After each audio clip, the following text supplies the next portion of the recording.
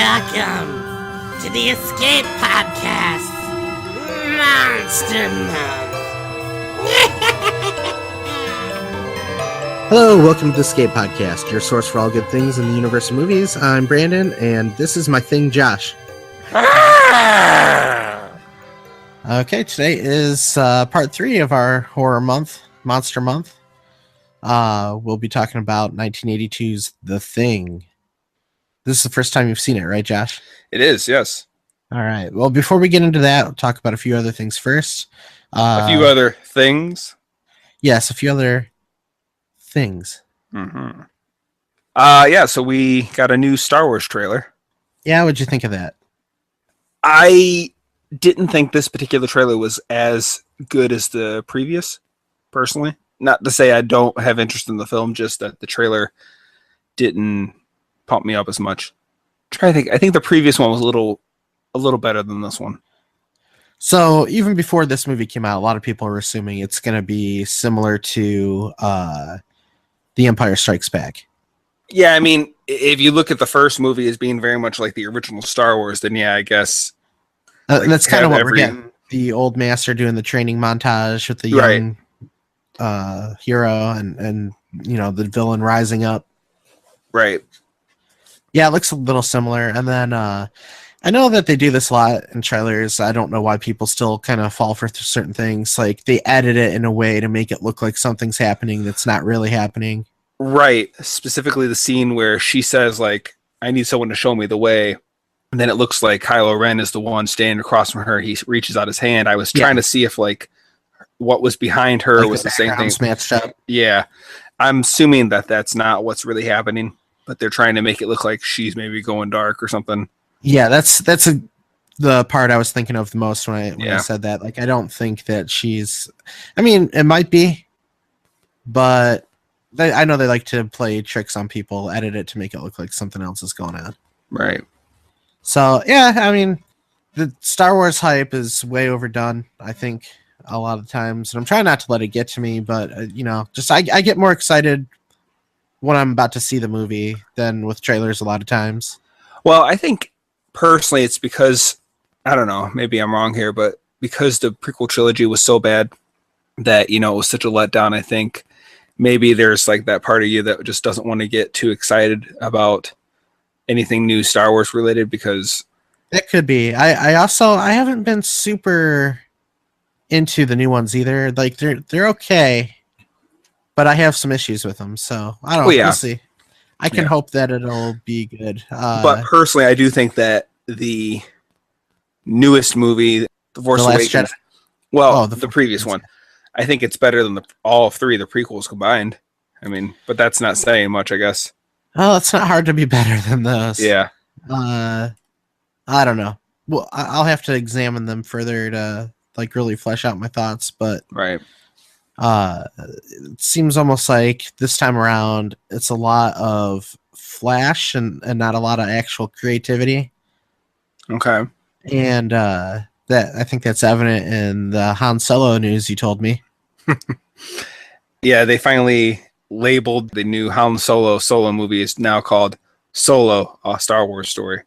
That's the official title, which, wow. It's a standalone movie. You could say it's a solo. Yeah, for sure.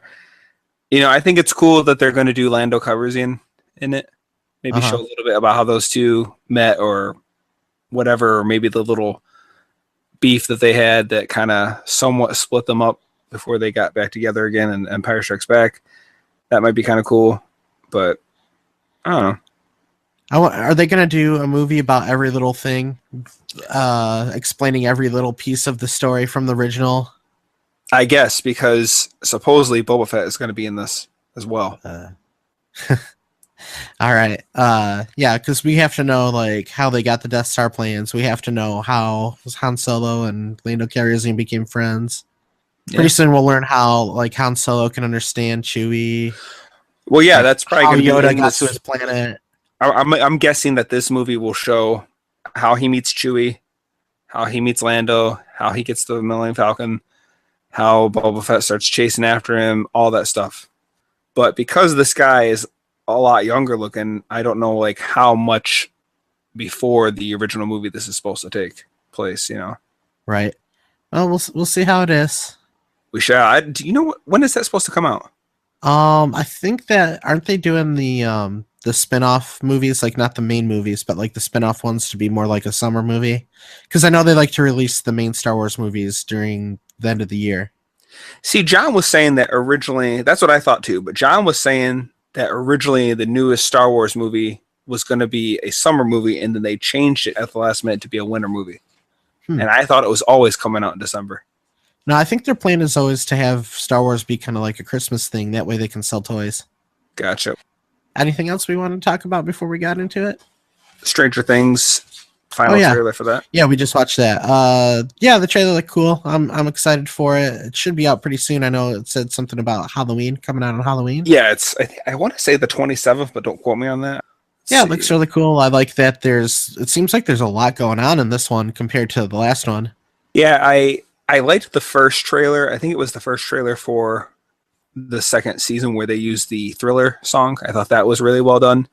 When I first saw this trailer, kind of the same thing, not to sound repetitive, but I didn't think it seemed as good as the first trailer. It didn't get me like quite as excited. Yeah, it's hard to beat that Thriller trailer. Yeah, for sure. But this trailer, just now I watched it again, kind of looked, I think, because I only saw it the one time until just now, and it looked a lot more interesting. But I will say, the monster from what they're showing, it didn't look so great. The CGI just was very apparent to me. There were certain parts, yeah. I like the idea of it being like a large like Cthulhu thing coming to get That's everybody. funny. I was just about to say, when I first saw that the monster was going to be giant, I actually didn't like that. I actually kind of thought, I like the idea that it can sneak up on you because it's smaller, or at least relatively human-sized. I thought that made it more compelling, where this thing you kind of can see it coming from a mile away. So I wasn't really feeling that at first, but I kind of grown accustomed to it now. Because I think it sounds like they're saying it's going to start off small and get bigger. I thought I heard a line, something about it's growing or something like that, that kind of indicated that it might be getting bigger. A couple of the first thoughts I had was I thought that the sister looks like she's about 20 now. I don't know how old that actress is in real life, but she looked older to me. I noticed it hasn't been that long. Yeah, I noticed that the kid that played Mike and the kid that played Toothless, what was his name in the? I can't remember, but I know who you're talking about. Their voices sounded a little more deeper, like But that's hey, that when you film with kids, they grow so fast. Yeah. The part at the end when he's like, "Aren't you going to get the bat? What bat? The bat with the spikes or whatever, the nails in it." I thought that was kind of funny because like they expected the way that came off was almost like that was a huge part of the first season, but it wasn't. Right, and I was also kind of thinking, how did that kid know unless because who was there? Jonathan, the punk kid who I can't remember his name, and the girl. So unless one of them said, "Yeah, hey, I used a bat with nails and blah blah blah," how would that kid even know about it? Well, they probably all told each other stories about what they did. You know how kids are. I did this, I did that. The other thought that I had right away was that 11 looked so much like a boy at first. I had a hard time telling who she was. In this new one? Yeah, because she had that. I don't know if it was supposed to be another wig or if that was actually her hair. Mm-hmm. But it was like this curly mop top, and it looked more like a boy's haircut. I mean, she had the shaved head before. Right. Well, I seen another thing with her where it's her. I think her name's Miley Brown, but don't quote me on that. She introduces a scene, like a clip where she, I think, comes back from the Upside Down into our world, and she had that hair. It looked like it was, her hair. It's her hair. It's grown out. So I do like that it opened up with the waffles. I thought that was pretty cool. Yeah, there's a lot of questions because I'm trying to figure out. He was leaving waffles for her in that box at the end of the first one, but she was in the Upside Down. But then I know the Upside Down mirrors our world.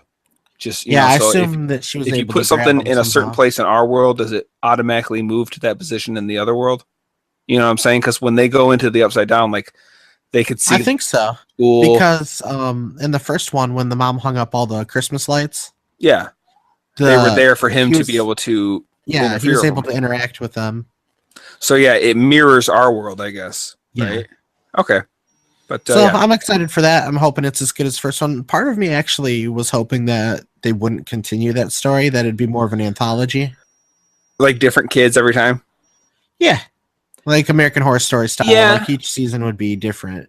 Like American Horror Story, I think they keep the same cast. They just keep doing different stories. But like I was hoping this one would be a different cast. As much as I love the cast. Yeah, I could see it being good both ways. Like it could be cool to introduce a new cast, a new city or whatever every time. But I'm kind of all in all glad that they're, picking up. Because my whole thought was right away, like if this creature, what do they call it? The Demogorgon? Yeah, he's one of probably many, indigenous creatures of that world. There's got to be something else in that world. There's other things that live there. I feel like they just weren't there yet. Right. Well, because also he's a meat eater. I'm assuming he's never come to our world before that point, so he's got to be killing other things there and eating it. Right. But my other question I'm trying to figure out is when for certain people it would kill and eat, and certain people it would like stick the hose down their throat and it would kind of use them as an incubator, right? Yeah. So then when Will starts coughing up slugs, I'm assuming those slugs would turn into the creature, right? Or something through maybe like almost like a butterfly metamorphosis. Why did you think that? Because it came from him. Like when he shoved all that crap down the kid's throat or in Barb's throat, it was producing slugs. Like, so I assume that was its offspring. Maybe. Unless when he put them in his like refrigerator, for lack of a better word, some other creature came and stuffed that stuff down its throat. So maybe it's not from him. I don't know. Yeah, it's hard to say. There'll be some of the stuff that they have answers for, I hope. Yeah, hopefully. I was trying to figure out, okay, if it starts off as a slug, I wonder what the process is to get it to be like a humanoid, How does it get to that point if it is indeed his offspring? I'm just hoping that they didn't capture lightning in a bottle with the first one. Yeah. That it's that they're able to maintain the quality of the first season into the second. How long do they plan on having this go, I wonder, too? Like, do they have it mapped out to do a third and fourth season? Like, how long do they intend to take this, I wonder? The first season was so popular, I'm sure that they're talking about doing a third, maybe fourth season already. Netflix is pretty secretive about its stuff.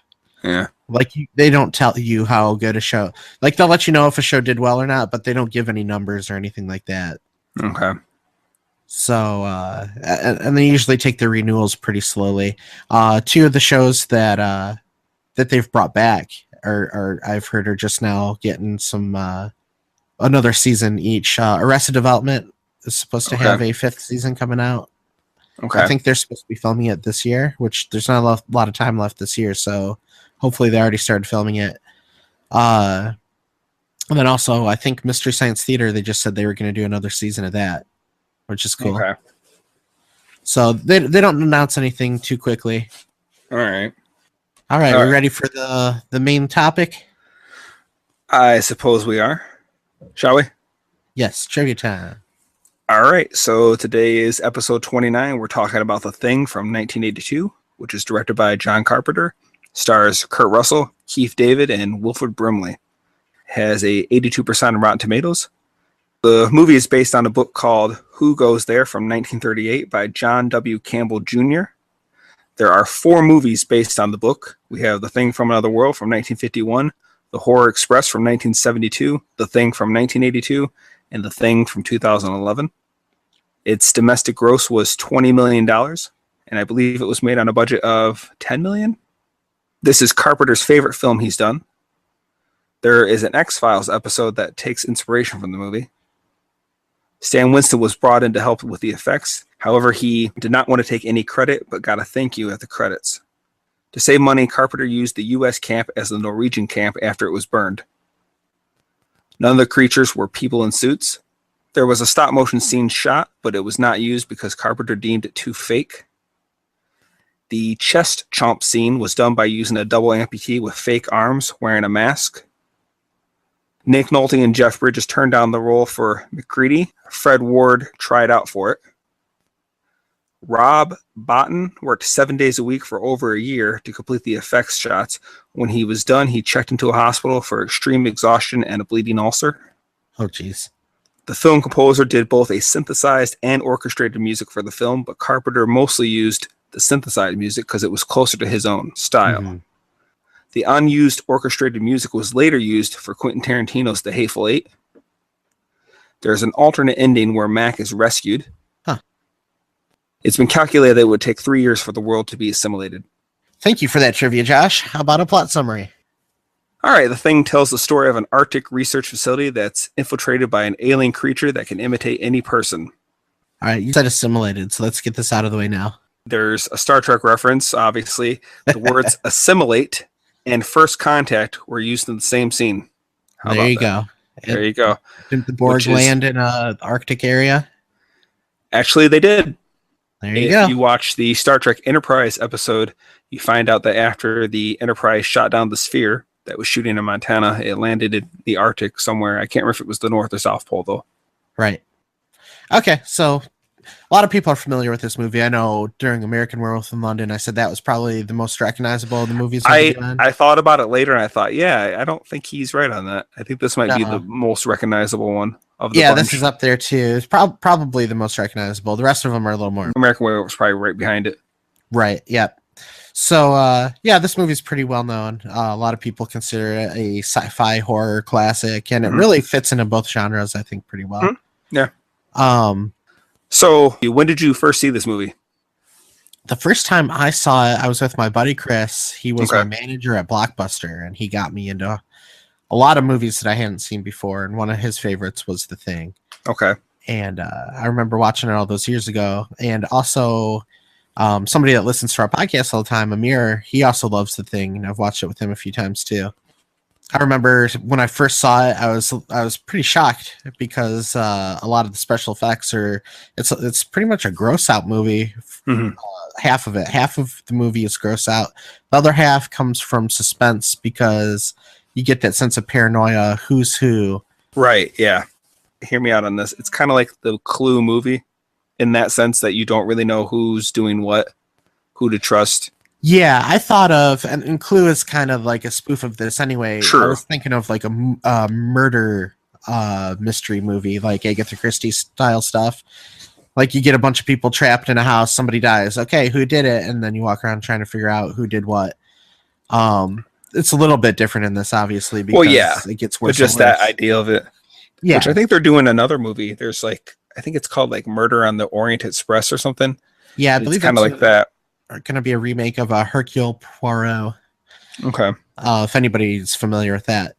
So the opening scene I thought was pretty cool in this movie where you see the spaceship coming down to Earth.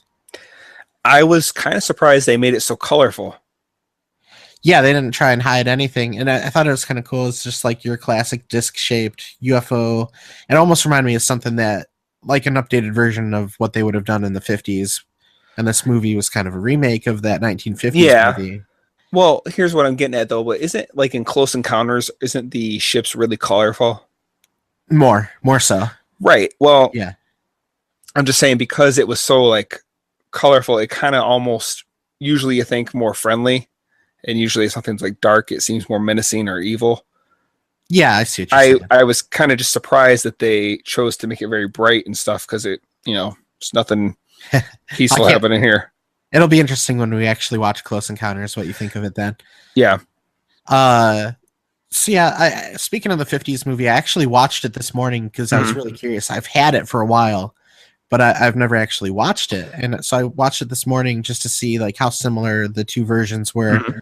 And there's a lot in this movie, the 1980s movie, that is referencing the old movie. Okay. But the plot is changed enough to where it's almost a completely different movie. Okay. Like, can you give me some examples? Like the monster is different. Yeah. Do you want spoilers or no? Sure. Okay, so yeah, in the 50s version, starts off at a military camp in Alaska, Anchorage, Alaska. And somewhere further north, they get a report that there was a plane crash, come help. So the military guys come up there to go check it out. When they get there, it turns out that they find the crash, but it's sunken into the ice because whatever it was that hit the ice was able to melt it really fast and kind of sunk down a little bit before it got frozen back over. And there's a scene in that movie where they're trying to figure out the shape of the thing in the ice. Mm-hmm. So they each start standing like on the edges and they form kind of a circle and they start freaking out. That's kind of referenced in this movie when they see the tapes from the Norwegian camp and the guys are all standing outside like that, lining up. Wait, so they're in this movie, they're circling the saucer, right? Yeah, trying to figure out the shape of the thing in the ice. Whatever crashed. When you said the thing, I was thinking the actual creature. Well, that's also a reference too, because they end up blowing up the ship by accident out of the ice in the 50s version with thermite charges, which is what they used in this version too. The Norwegian camp did. And they're like, crap, well, we screwed up. So they're looking around, seeing if there's anything that they can recover. They end up finding a body in the ice, and they cut it out, and it's like this big rectangle, which is also something that happened in the Norwegian camp. Okay.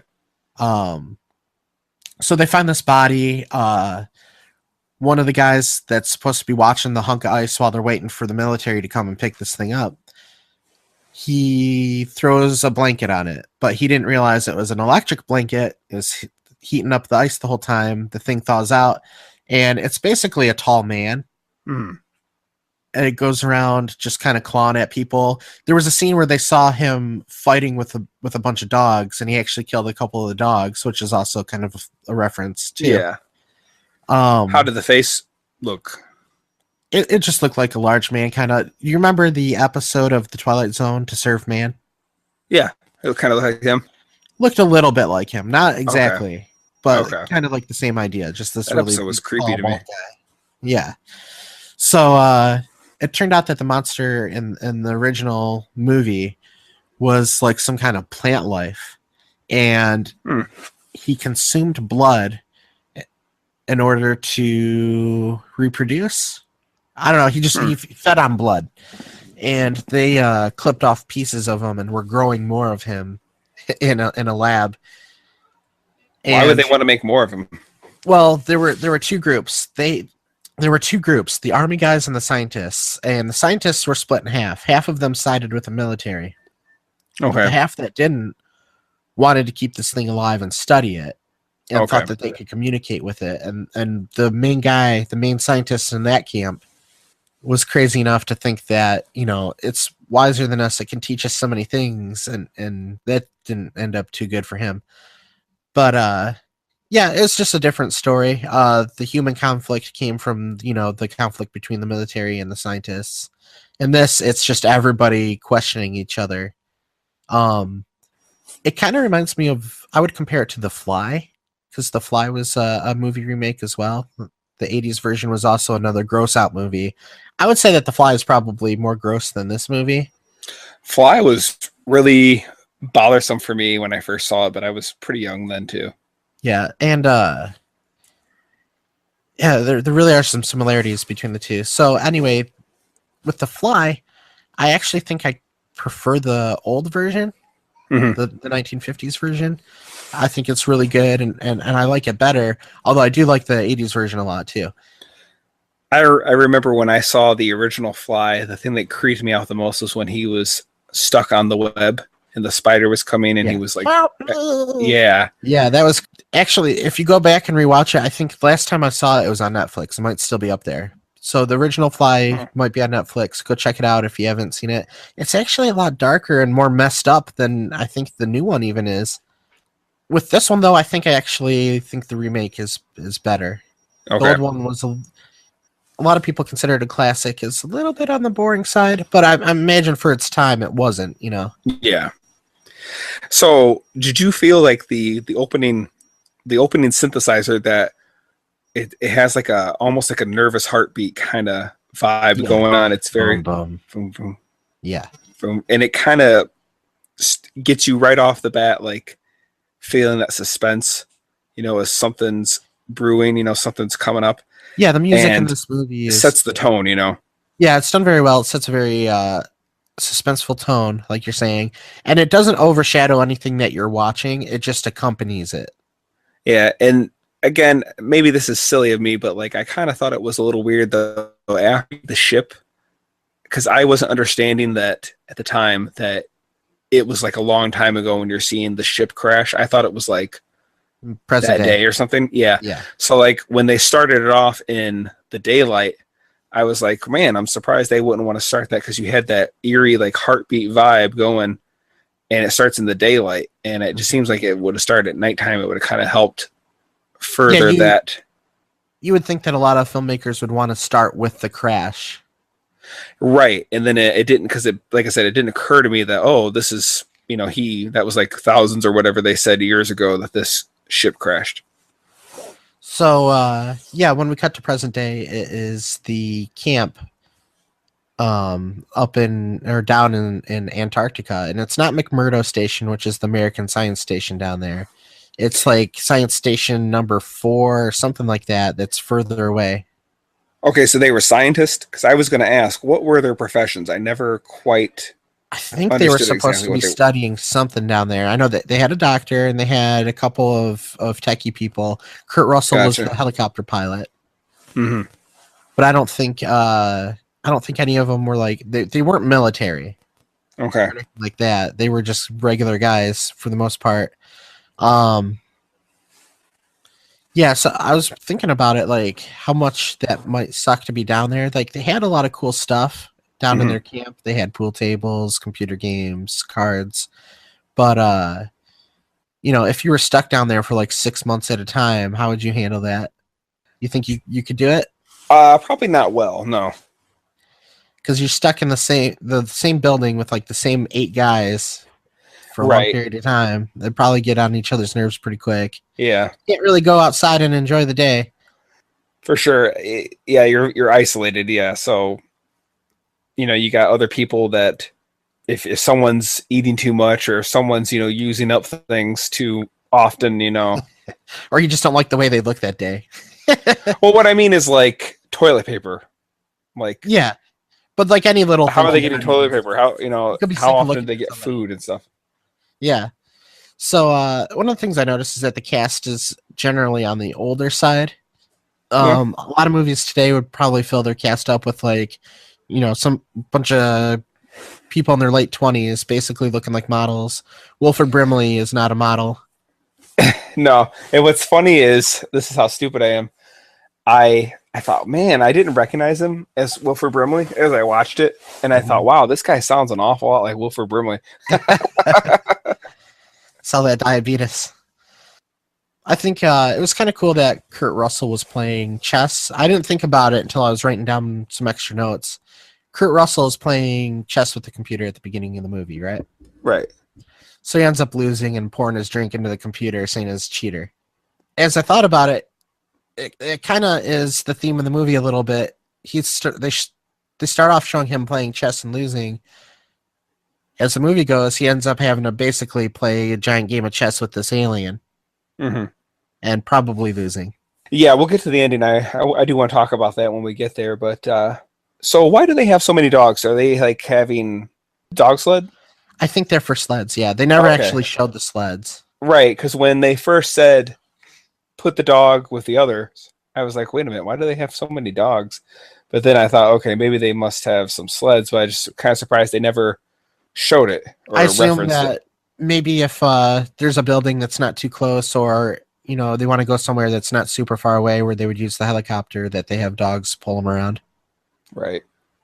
Something else I wanted to bring up is in the movie you'd see a lot of times the ropes on the outside of the building. Mm-hmm. Do you remember that part? So they could, like, if it was like a heavy storm of snow, they could like hold the ropes and follow it to the next place. Yeah. Right. That's what I assumed they were for. Yep, I had actually heard that before. I had heard somebody who worked at McMurdo Station down in Antarctica talking about the ropes, saying that they had all those out there because there are days where it'd be snowing so bad that you just can't see. You have to follow the ropes to get from building to building, or you'll get lost and die. And that actually kind of happens in the movie to Kurt Russell when he gets cut off. The guy, he was out there with that guy. The guy cut the rope because he was being paranoid. And they thought for sure he would be dead. The guy they locked up, was that Wilford Brimley? The guy that they locked up in the separate building was Wilford Brimley. I have his name here, the character's name. Blair. Okay. Yep. And he's the one that realized kind of what was going on right away and then locked himself up. I had a question about that too, because he realized that the thing was imitating life and that it would be able to assimilate everybody. When did he get infected is what I want to know. Right, because I was wondering when he's destroying everything, because they show earlier where he was basically trying to figure out how long it would be until it could conquer the whole world. So there's two questions that come to mind. Was he either A, already assimilated and he was destroying the radio so that they couldn't call for help? Or was it B, that he was still himself and he was destroying the radio so that no one else would come and take this creature further, to the mainland? It's a really good question too, because as the movie goes, it seems like the thing is smarter than you might give it credit for. Like, it actually tries to frame Kurt Russell. Right. Well, I also had another question. So you assume that the creature is the pilot of the ship.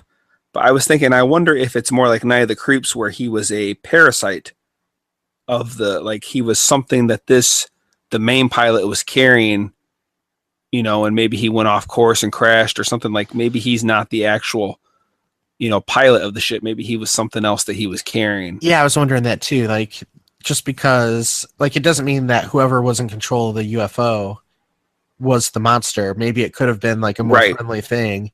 And then, something got loose on his ship and killed him, and it caused him to crash. Yeah. It's I wonder, because I have not seen the prequel, the one that came out I think in 2011. Yeah. I don't know if they answer any of those questions or attempt to, but that was something I was wondering about as well. Okay. I had a question for you. So there's lots of artillery, and it seems like, I assumed it was a science station. Yeah. But there's lots of guns and explosives, and I can understand maybe the explosives if you need to dig into the ice. But like, the Norwegian team had grenades, and everybody had guns everywhere.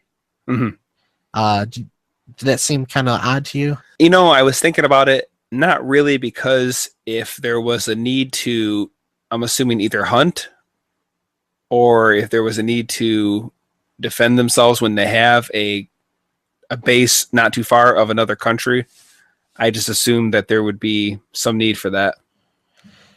Well, the hunting thing, I don't know, because I don't know what kind of stuff you could hunt in Antarctica. Like, not much. I think just on the very northern tips of it, you might have penguins.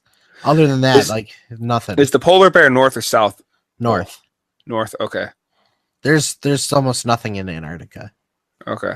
So that's part of the reason I thought it was kind of odd too.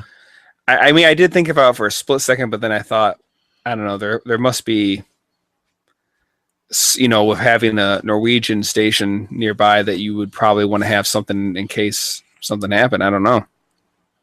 Yeah. So after the helicopter incident with the Norwegians chasing that dog down, mm-hmm. They said they had mentioned that they haven't been able to get through to anybody in weeks. Mm-hmm. This is another thing I thought of after I was writing my notes down. Do you suppose that maybe there was interference after they dug up the UFO? It never crossed my mind, but it could be. Okay. And they said they couldn't get through to McMurdo. I mentioned McMurdo earlier. So it must be pretty far away for them to not go there. They would rather go to the Norwegian camp and check it out than fly to McMurdo and ask for help.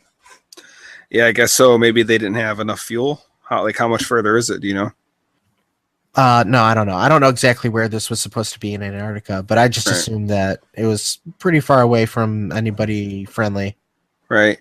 So the scene where the guy goes back, he hears something happening in the dog cage area, and he goes back, but I can't remember if he doesn't turn on the light or if the light doesn't work at that point, but he opens the cage and starts to walk in. I literally braced myself.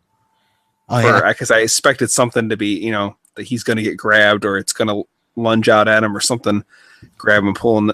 And I was kind of actually surprised it didn't, but I was bracing for something to happen, Yeah. I want to talk about that dog for a second. I think that the acting in this movie by everybody was really good. I think that maybe the best acting was done by that dog. Because he didn't look at the camera or something? No, just the way they got that dog to move around and act like it was really attempting to do something was amazing to me. Like the way it was creeping around after they brought it into the station, and then it snuck up on that guy. You didn't get to see who it was. They left that a mystery. But there was a silhouette of a man, and he had kind of like a moppy haircut. That's all we know. But just like the way it was, like it'd go from room to room sniffing, and it was all in one take. Well, bonus trivia. I guess that John Carpenter didn't want anyone to be able to figure out whose silhouette that was, so he actually had a totally different person do that part. So it wouldn't resemble any person of the main cast. That's funny. Yeah, I've heard a few things that were funny behind the scenes. Like he kept the temperature down to like 40 degrees inside the building so that the actors would really be cold. He didn't want them to know who the thing was, so nobody knew. Even the person who was the thing didn't know that they were the thing until it was time to reveal it. Right. And that kept everybody really acting well. I think that's a good idea. Yeah, cool. It's a terrific direction by John Carpenter in this movie. In a lot of movies, there will be this moment where something crazy is coming at them. They have guns, and they don't shoot right away. They'll just kind of stand there like in awe, or like they just don't know what they're doing. And in this movie, when it came time, like I think it was the dog scene, they did it for like half a second, but ultimately they just started shooting. And I was like, finally, someone doing what you're supposed to when you're supposed to. Like I just hate that in movies when they just stand there like and just let something like come up on them and take them over when they have a gun. Yeah, you could say that maybe they're gripped with fear, but I mean, if you have a gun and you're really scared, you probably fire it. Yeah, just I hate that though, but people, they kind of did the right thing for the most part. Like there was this quick moment of like, wow, I can't believe what I'm seeing, but then they just started firing and everybody started, blasting it. And I just thought that was great to see that happening. And then the one thing I will say though is when they set the first thing on fire, they almost put it out instantly. They extinguish it. And I was thinking, man, I would have let that thing cook for a little bit longer just to make sure, Yeah. Well, maybe they're afraid they're going to burn the building down. And I'm sure that is it, but I still would have probably been more willing to let that happen than, I don't know. I just would have let it cook a little longer. It seemed like literally it burned. They like set it on fire and then like 2 seconds later put it out. And I was thinking like, let it burn, make sure. Something I wanted to bring up before we get too far into it was, did you notice Kurt Russell's hat? I did write down nice hee-haw hat. Yeah, that was like the most hickish hat I've ever seen. Like he was going to go in some mine and look for gold. Yeah, that's what I wrote down. And it was an old prospector hat. Like it was the goofiest looking hat ever. I was like, what and why? Yeah, that's pretty funny. What possible, like that would get blown away so quickly. Like it just serves no purpose. So the Norwegian station is completely obliterated. Yes. They burned it down. Everything's destroyed. One scene that I thought was really cool while they were there, and it was creepy watching them walk around the station. Like you almost expect something to, like you were saying earlier, you expect something to jump out at them, but it doesn't happen here. They found the one guy who had cut his neck, and there's just blood running down his arms and stuff, but it froze. It froze while it was dripping, and I thought that was a pretty sweet visual. Yeah. So what did they have in the block of like when Kurt goes through that one room and there's like it looks almost like a bathtub of ice, where it's like little ice blocks or whatever. I think that's from when they cut out the body of the alien. So basically that means after the ship crashed, the alien got out and was able to go a few steps or however far he went before he died. Yeah, that's froze basically. That's what happened in the original movie. I think that they said that John Carpenter's movie was closer to the book. Okay. And I forgot to look up stuff about the book, but I assume that maybe whatever was in the book was a shapeshifter. That didn't really happen in the 1950s movie, but in the 1950s movie, they found that body and they cut it out like a big rectangular piece of ice, and then it kind of melted, And that's what I think they were referencing there was the old movie, and like this is the body. If you had seen the old one, then like this was the alien body. Now, did you notice that Brimley, he has like that pencil, he touches the dead body with the eraser of the pencil, and then he touches his face with it? Now, did he literally touch it, or did he kind of just get the eraser close to it? It looked like he touched it. I can't be certain of that, but I thought there were other scenes where they were showing him doing that. Okay, well maybe that's when he became infected. Yeah, I'm wondering. Also at the Norwegian station, they had a bunch of like empty kerosene tanks. That's also a reference to the old one because that's how they had to try and they figured they had to burn the monster. That was the only way they could kill it was by burning it somehow. So basically, bullets would not kill it. No, it was impenetrable. Like they shot it up a bunch of times and it didn't do anything to it. And so even when they were chasing, I was gonna say they were chasing it. How did they intend to kill it? They were shooting at it. Yeah, when it came to life, they shot it a bunch of times, and it ran away, and it fought the dogs. One of the dogs actually tore its arm off, but it grew its arm back. And then they ended up killing it with using electricity at the end of the movie. Okay, but I'm saying in the new movie, if the Norwegians figured out that fire kills it, they were chasing the dog thing and shooting at it. So how did they really intend to kill it? Unless there must be something that it would have done to slow it down that they could get down there and then set it on fire. Yeah, probably that was the intent when they were shooting it. And they also had those grenades. Maybe they're going to blow it to bits and then come down and burn the rest. When they had everybody tied up, and Kirk kind of figures out the blood thing, which I don't know, that was a little sketchy to me. Like it's like it worked, of course, but like I just kind of figuring out how he was able to figure that out by himself. That heating up, like sticking a hot metal wire in a thing of blood would make it do that. It was just kind of like testing a theory that just happened to work. Did you find that a little? I don't know, like. No, I thought it was pretty good. Okay. He came up with the idea that every little piece of it is alive. So here, take a blood sample from everybody, and if it's the thing, then if it's not the thing, it'll just be a regular pool of blood. But if it is the thing, this is part of it. Well, wouldn't that be obvious then when you went to go cut it? Like if I was the thing and you went to go cut my finger, wouldn't right then and there something happen? You think? Maybe. I also am wondering if maybe like while it's still part of the one form, it has control of it, but once it's separated, the separated part takes over as its own intelligence. Because theoretically, basically there could have been multiple people that were things at the same time. And I think there were. Because originally, see, I didn't realize as I was going to this movie that that's how it worked. I thought it was more like it infected you and I became the thing, and then basically it passed it to the next guy, and maybe if that one died, like I didn't realize it was really like the Borg, where I infect you, you infect him, and like they just keeps going like that. I didn't realize that's how it works. So there was multiple people working together, or did they work together, or did they have their own agenda? Like, and that was another thing I was trying to figure out is like, what was the purpose? Is this how they eat? Is this how they dominate a planet? Like, what is the purpose for them? Like, why do they do this exactly? Yeah, I think a lot of that is left open to mystery. Like we said, we don't even know if that was the pilot of the spaceship or something that infected the pilot.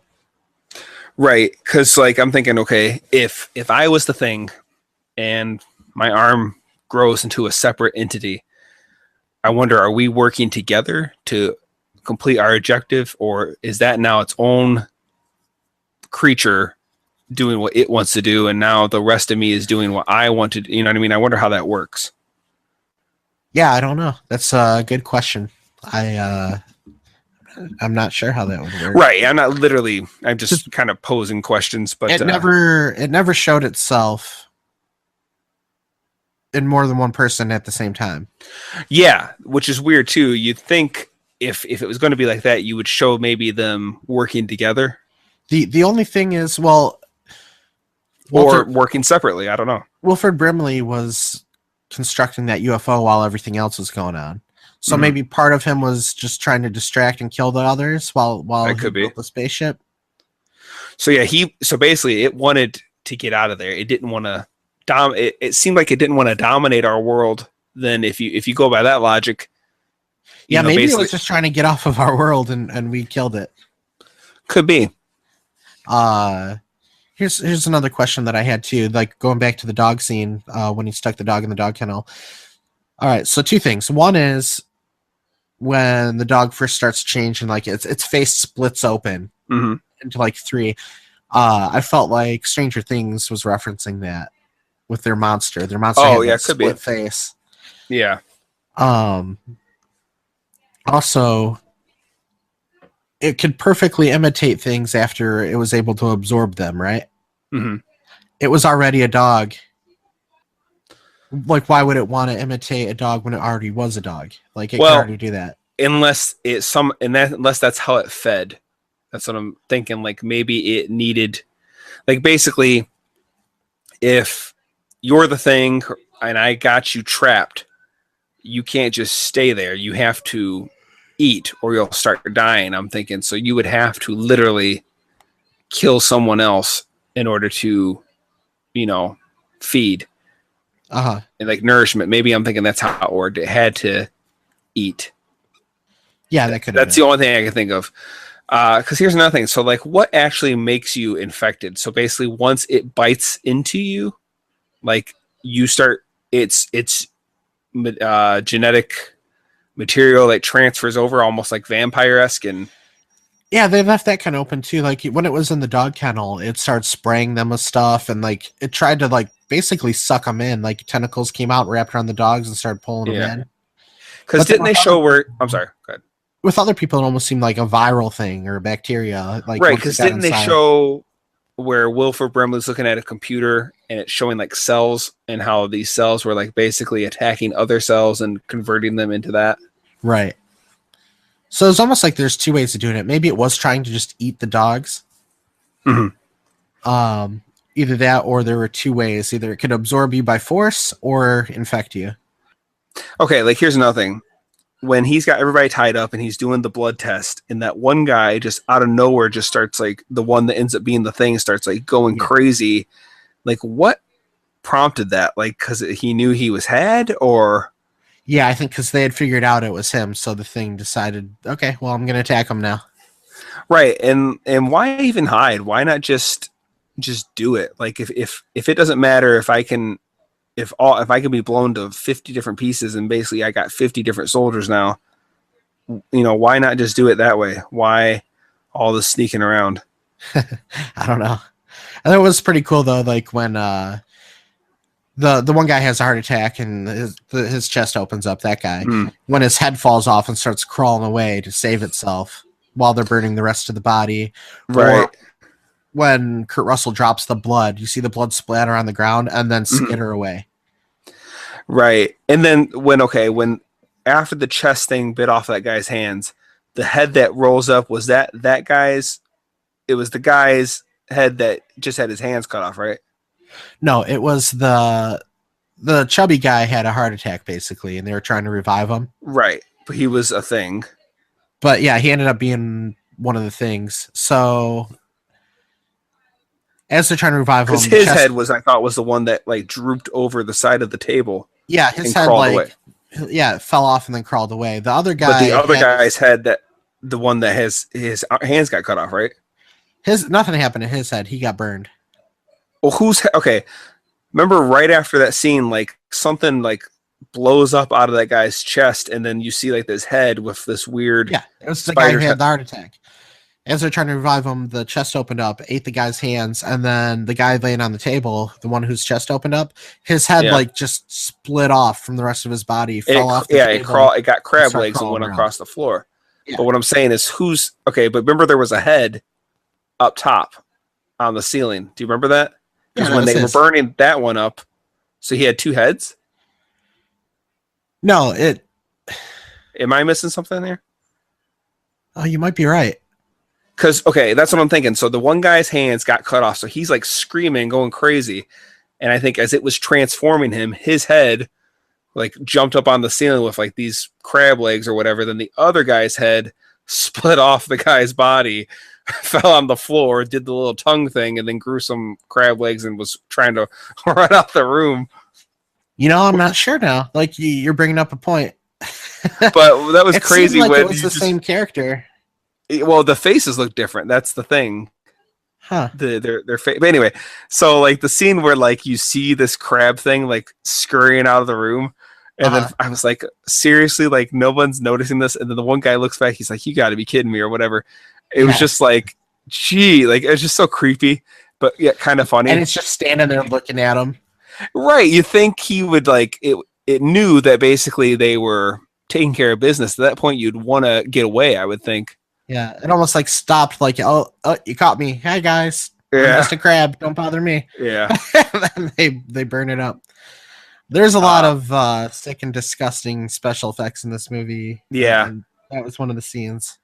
Yeah, I was reading. It said they used like KY jelly, different kinds of jam and mayonnaise and all kinds of crazy stuff for some of the effects. Yeah, I was reading about the guy that gets his arms chopped off, and they're saying that they actually had like a hydraulic clamp. That was a hydraulic clamp.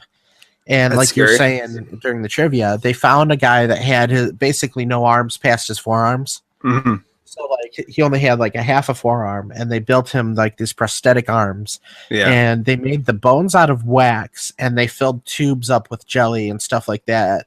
The flesh was Jello, and the veins and stuff had a bunch of jelly and stuff filled in there, and they were able to get it all flow through there.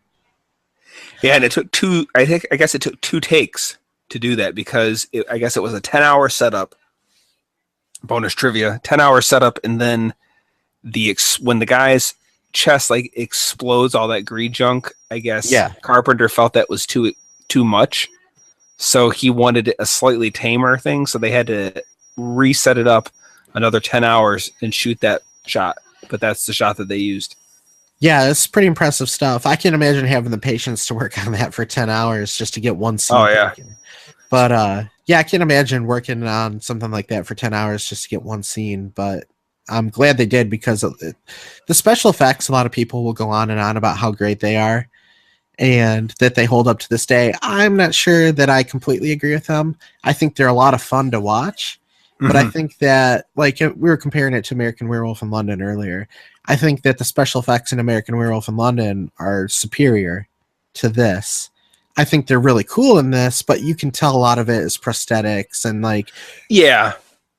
When they showed the dead body in the beginning, and you can see it was like 2 faces melded together, that didn't look entirely convincing, but... Right. And then there was that scene, the blood scene, where they're testing the blood and the guy comes... reveals as the thing, like his head splits open and becomes a mouth, and he gets that other guy by the head, right? Yeah, you could tell it was clearly like a dummy. Yeah, dummy. He was just carried around. He lifts that guy up by the head, and he starts flopping it all around, and they're cutting it very fast and doing their best to cover it up, and they do a decent job. But you can tell every now and then, from time to time, like the way the legs are flipping around, that it's just kind of a dummy up in the air. Right. So while I think the special effects are really cool and fun to watch in this movie, I don't think that they necessarily hold up like a lot of people will go on and on about. Right. For instance, like the end monster didn't look that great to me. Yeah, it looked a little weird. Like its head was turned to the side. It looked like it couldn't move. Yeah, it just seemed kind of like almost like there was probably some kind of puppet where it could only do like very basic movements. It didn't look particularly scary. And then the monstrous versions of the dogs looked like hand puppets. Yes. But again, I'm not criticizing. I mean, for its time, it's crazy, because when I was looking up stuff about the movie, they're saying that it didn't actually even do all that well when it first came out. Yes. Yeah, and, it took some time for it to get its status. Like, it got a little bit of a bad rap from some critics, and then also I think the director from the original movie also didn't like it. So correct. It had a little bit of... Or was it the author? I'm trying to remember. Was it the author? I read something like that too. It was either the author of the book that didn't care for it. I'm almost sure it was the author of the actual... I'm not sure if it was the author. Well, the book came out in the 30s, so that guy would have had to have been really old by then. Okay, you may be right. So yeah, we had it had a little bit of bad word of mouth, but then also, I guess, another thing that was happening came out at the same time as E.T. Mhm. And I guess E.T. just was smashing everything. Yeah. There was no way to get around it. People are going to see E.T. over and over again and not watching anything else. Yeah, there's been some movies that I know of in the past where they were just released at a very bad time. A lot of competition, you know. Yeah. Some off the top of my head, like UHF isn't the greatest movie ever. You know UHF, Weird Al's movie from 86 or something like that. So that movie came out and Orion was kind of looking at it, the film studio Orion. Yeah. So Orion was looking at it as kind of a savior for the company because they were starting to have some issues. Wow. They ultimately ended up going bankrupt years later, but they thought UHF was going to be their savior. But it came out at the same time as like an Indiana Jones movie and a few other movies that were huge. So they just kind of released it at a horrible time where it got overshadowed. Like it probably could have made more money had they released it at a better time. Also, The Big Lebowski now, like everybody loves that movie. It's a huge cult hit. But when it first came out, nobody saw it. Critics didn't care too much for it, and just people didn't see it in the theater. But ever since it's been out on video, it's garnered quite a following. Well, even TV shows have that problem.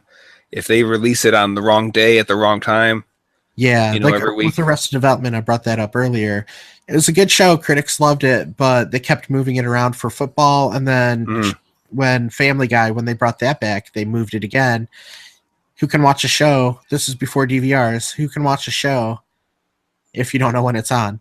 Right. So, yeah. The timing is everything when it comes to movies and TV shows. Well, it can be anyway. Yeah. I wasn't really a fan of the fade outs. I was going to bring that up too. I noticed that there were a lot of fades. I thought it was an interesting choice. It didn't bother me. I don't know. It just, I don't know. It seemed distracting to me. To me, it seems like a fade is used best when you want to convey that a long period of time has passed, or maybe that's it. Or if you're doing it like chapter by chapter type of story. Well, it also, when I see fade outs, I typically think of like older movies. That seems more like what they did, except for George Lucas did it like crazy. Well, maybe not fade outs. He did wipes. He did wipes, and that worked for Star Wars. But maybe the fade was kind of a node because, like you're saying, older movies would do that. Could be. Did we ever figure out who got to the blood? No, I don't think we did. Come to think of it. Yeah, I think they. Well, what's kind of cool.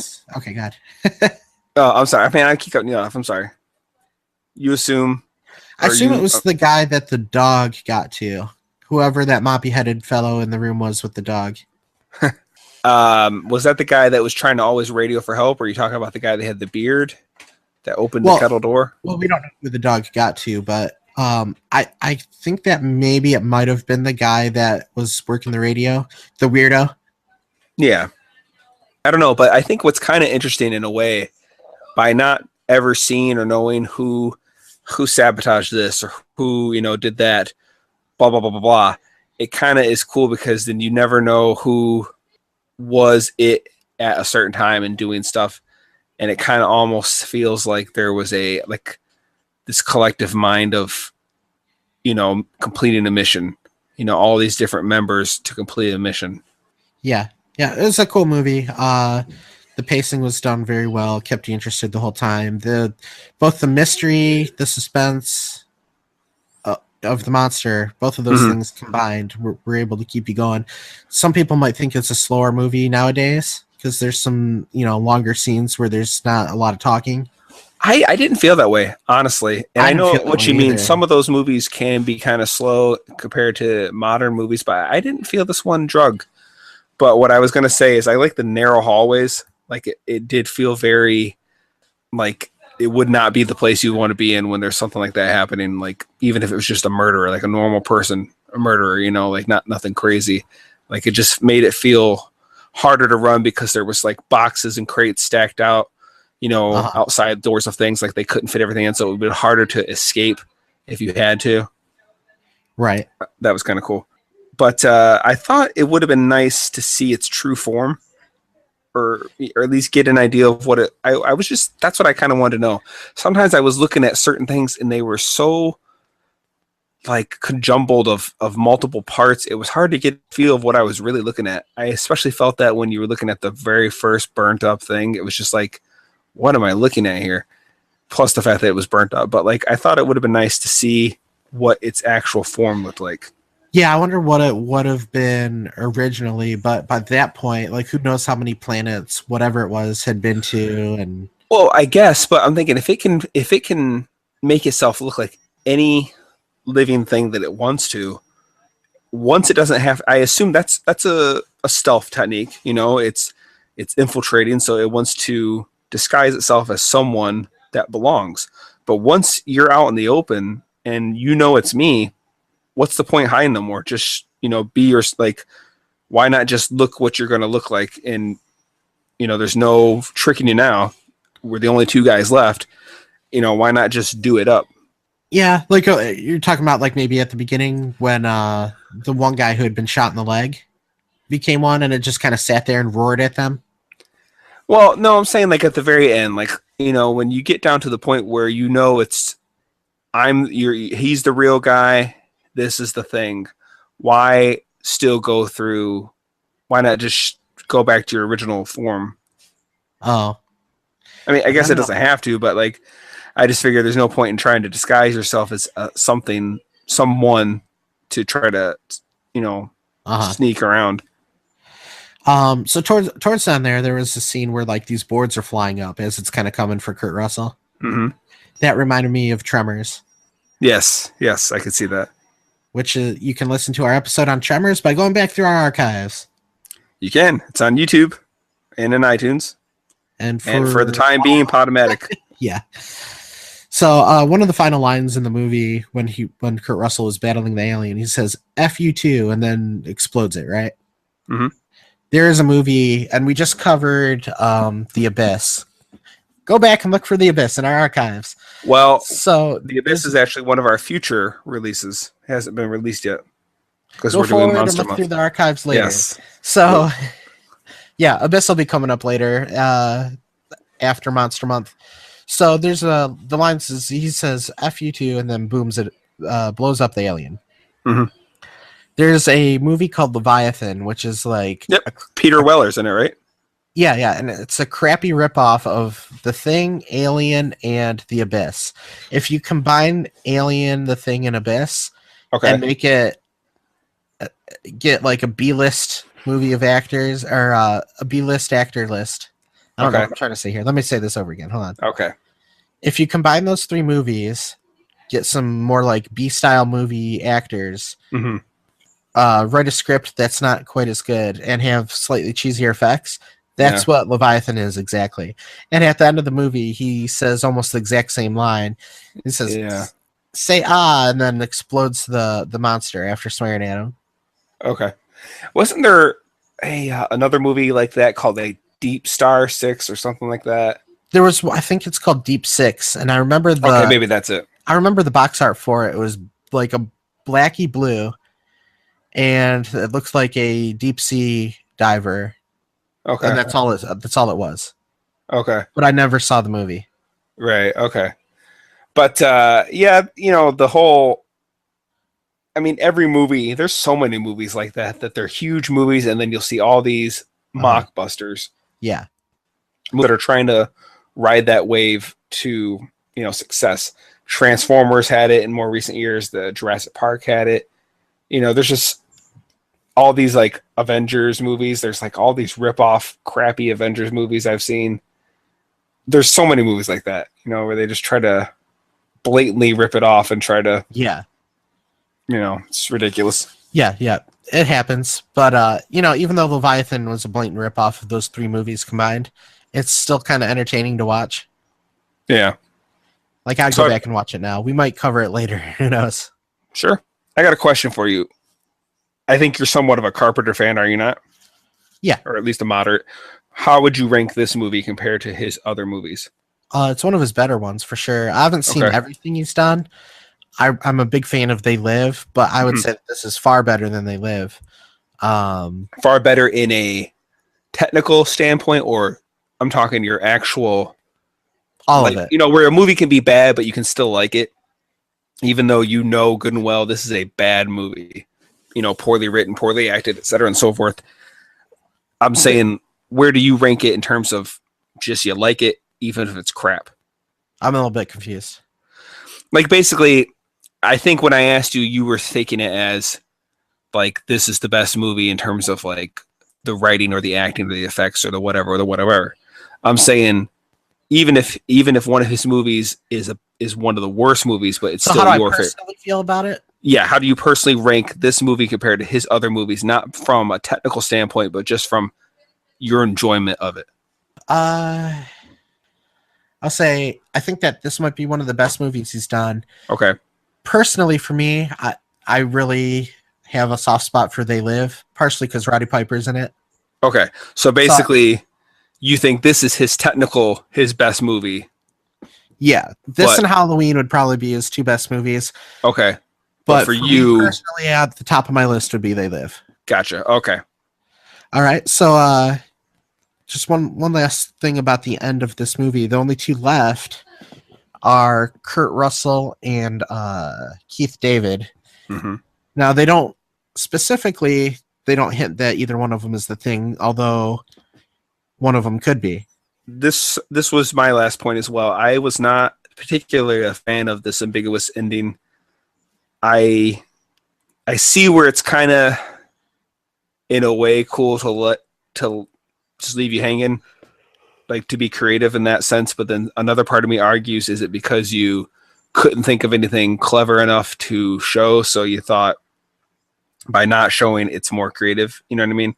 I'm sure he just wanted to leave the audience hanging. I don't think it was because he couldn't think of anything good to do, but sometimes I think that is the case. I would have liked to known if either of them get out of there alive, or either of them the Thing, or they both still themselves. I kind of would have thought it'd been nice to know. I have fun with the ending. I like a movie that makes you think afterwards, like you're thinking about it, and not in a bad way, because some movies will make you think, like, what were they thinking?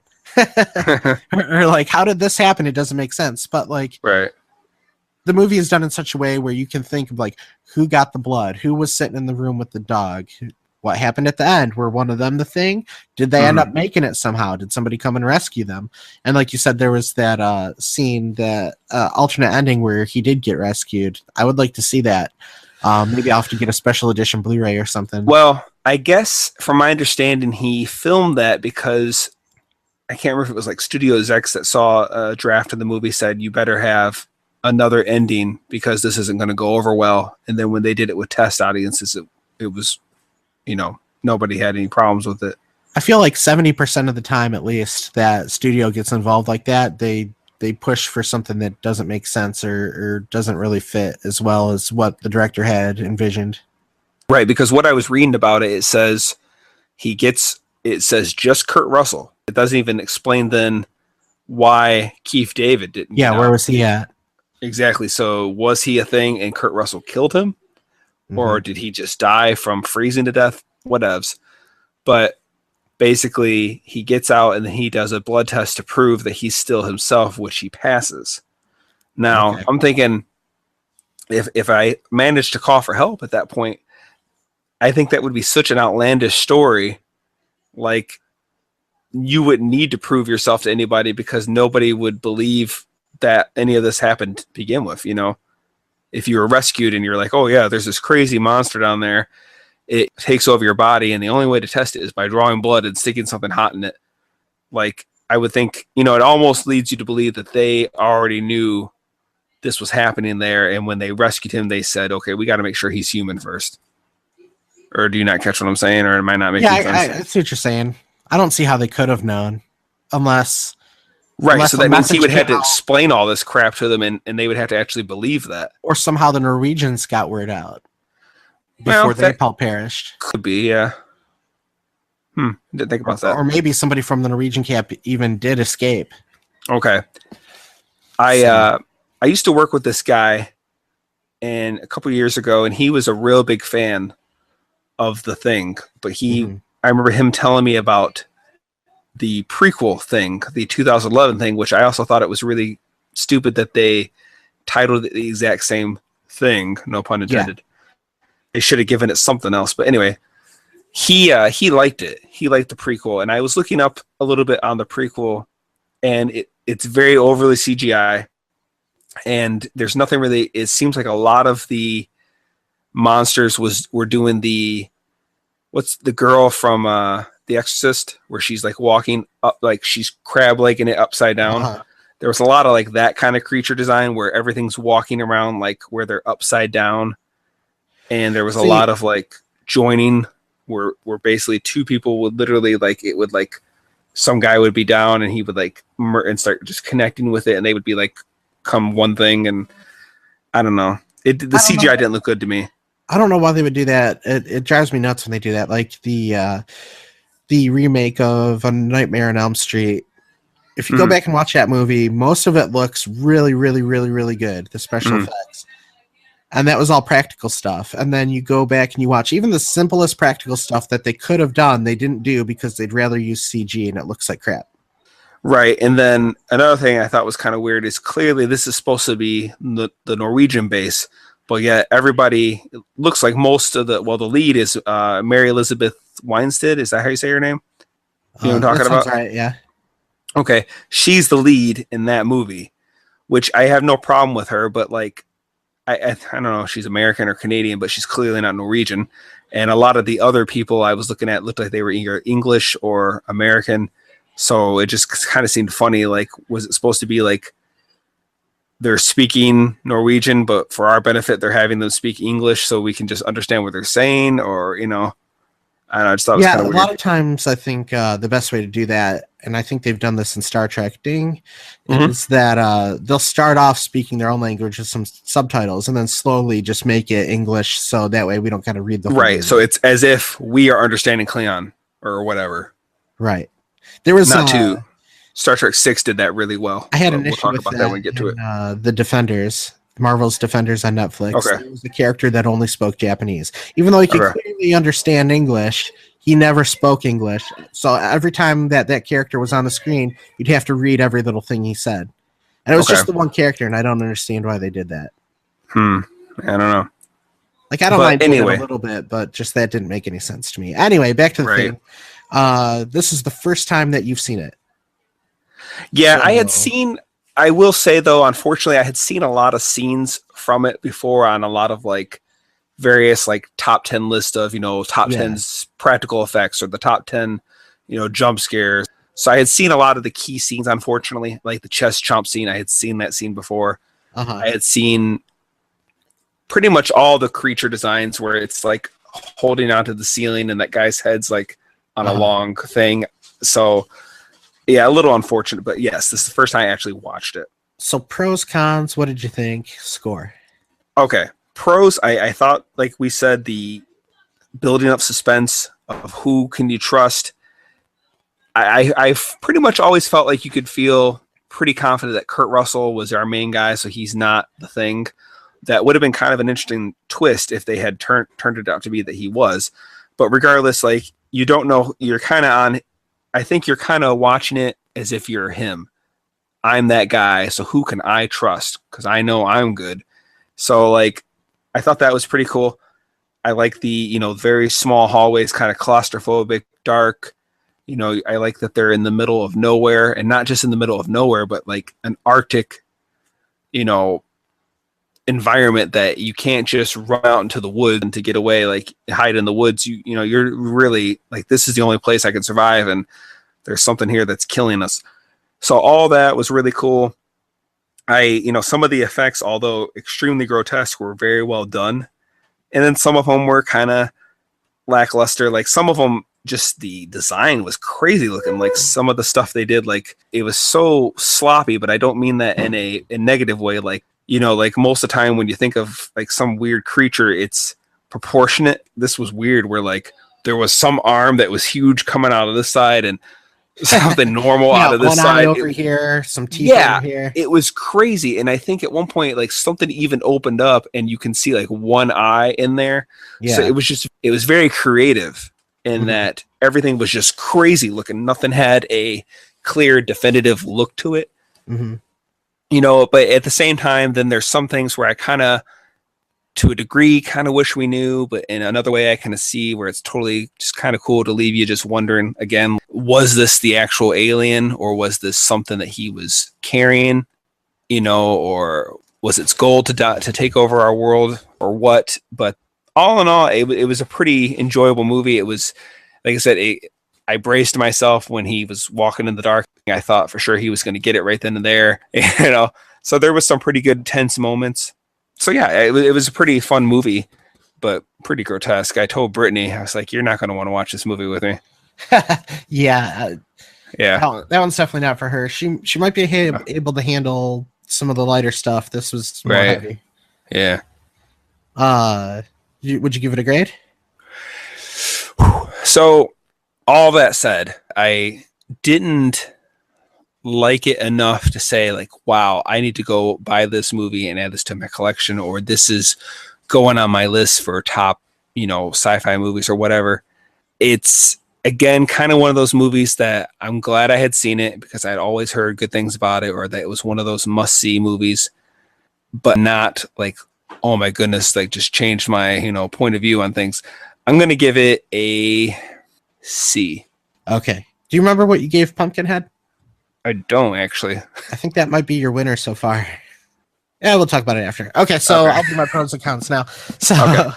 I thought the score was pretty perfect. The setting was perfect, like you're saying, Yeah. the isolated, just like, it's different. It's not a dark cabin in the middle of the woods. It's, hey, I'm out in the middle of nothing. I can't do anything. Especially with them being cut off all communications. The special effects are fun to watch. Though, like I said earlier, I'm not sure that they hold up as well as people will go on about. Mm-hmm. The tone of the movie was good. The pacing was great. It really kept you in suspense the whole movie. I never felt like there was really a slow part. Some younger people with their extremely small attention spans might not appreciate it as much. I'm not sure because I loved the movie. I thought it was great. The dog I thought was amazing. All of the acting in the movie is top notch. The dog was really good.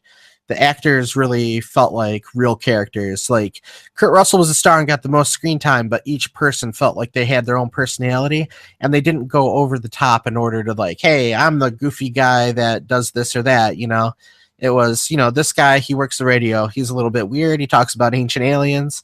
Hey, here's the cook. He likes roller skates. Yeah, that was kind of funny. Everybody had like their own little thing, but they didn't seem like unrealistic characters. I was waiting for the nicknames that you love so much. Oh yeah, like this, like that guy's Wheels. This guy's I actually, when I was writing my this guy's Radio, or or this. Yeah, one guy was Weirdo. That was the guy on the radio. The other guy that kind of looked like him was Ringo. Okay. Wilford Brimley was Wilford Brimley. No, he should have been Cowboy. The guy that took the dog out to the kennel, he was Beard. The guy that got shot in the leg. Wolfman. Yeah. The guy that got shot in the leg. Yeah. And he looked up made that creepy noise. That scene was really creepy. Yeah. No, there was. He was Louis C.K. Okay. So I came up with little nicknames for everybody, but I'm trying to stick to their actual names, or at least the actor names. Anyway, so the acting was great, and I thought the directing was top notch too. Like John Carpenter did a really good job. My only con is really the special effects not holding up as well. So I'm going to give this one an A. Yeah, I think if that end monster would have looked a little bit better for the big battle scene, if you will, I really helped it. I think that was like the worst time to have not such a very compelling looking creature. Yeah. I don't know. It was 1982. I can understand like Yeah, I guess. But like I said, it was going to be huge when they showed that one tentacle come out. Like I thought, oh my goodness, this thing's gigantic now. And then they had a decent sized budget for a horror movie. Yeah, but I think they probably would have needed more to have that big finale, which would have been great. Yeah, they just didn't quite have it. It was more filled with explosions. Right. I think I probably would have gave it an A+ if it weren't for that. Like I said, I think the special effects in American Werewolf in London were better. Anyway, we're just about out of time. That wraps it up for The Thing from 1982. Stay tuned for more of Monster Month. We're going to try and get 3 more out there. if you'd like to request anything, have any questions or comments, feel free to contact us. Check down below wherever you're listening to this for all the links. We'd appreciate any emails or Facebook, and I guess tweets too. Yeah, and if you'd like to write us a review or a comment, rate, anything like that in iTunes, YouTube, Podomatic, feel free to do so. We appreciate that. Yep. All right, we got to get going. So we will see you at the next stop.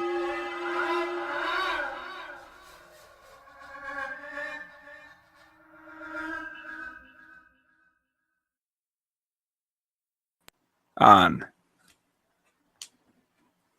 We are on. Hello, welcome to the... I totally messed that one up. Sorry. Again. The army guys and the scientists. Oop. We'll have to edit that. Hold on one second. No. Your microphone's getting a little bit of interference there. Your face is getting interference. All right, sounds good now. So go ahead. No, go ahead. I insist. Your turn. Iron Sarfed.